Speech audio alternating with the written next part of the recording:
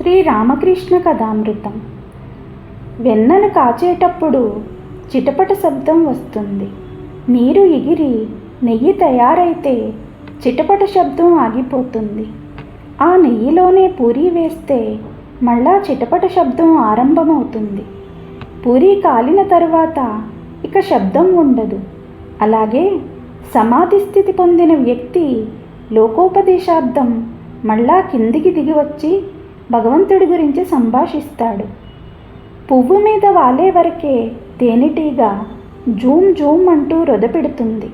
పువ్వు మీద వాలి తేనె తాగడం ఆరంభిస్తే ఇక శబ్దం రాదు. అయితే తేనె తాగాక అది మత్తెక్కి ఒక్కోసారి జుంకారం చేస్తూ ఉంటుంది. బిందెను నీళ్లలో ముంచేటప్పుడు బుడబుడ శబ్దం వస్తుంది.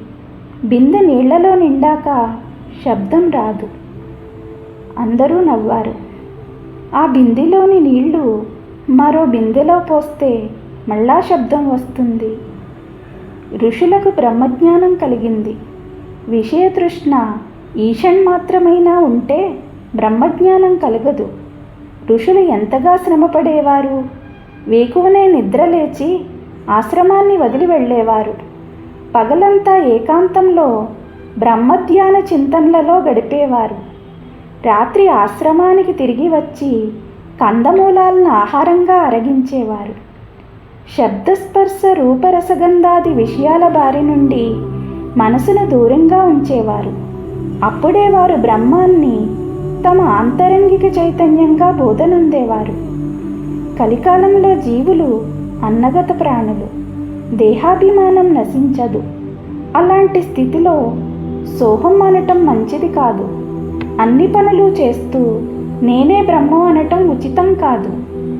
విషయబుద్ధి త్యజించలేని వారికి నేను భగవద్భక్తుణ్ణి, దాసుణ్ణి అనే భావం నిలుపుకోవడం మంచిది. భక్తి మార్గం అనుసరించి కూడా భగవద్దర్శనం పొందవచ్చు. జ్ఞాని అయినవాడు నేతి నేతి అంటే ఇది కాదు ఇది కాదు అని విచారణ చేస్తూ విషయబుద్ధిని పూర్తిగా త్యజిస్తాడు. అప్పుడే బ్రహ్మాన్ని తెలుసుకోగలుగుతాడు. ఒక్కొక్క మెట్టును వదులుతూ మేడ మీదికి చేరుకోవడం లాంటిది ఇది. కానీ విజ్ఞాని అయినవాడు అంటే విశేషంగా తెలుసుకున్నవాడు మరింత ఎక్కువగా దర్శించగలుగుతాడు. మెట్లు ఎలాగైతే ఇటుకలు, బంకమన్ను, సున్నంతో తయారైనాయో మేడ కూడా ఆ వస్తువులతోనే తయారైనదని తెలుసుకుంటాడు. నేతి నేతి అని బ్రహ్మజ్ఞానం ఆర్జించాక మళ్ళా ఆ బ్రహ్మమే ఈ జీవజగత్తులుగా ఉన్నట్లు తెలుస్తుంది.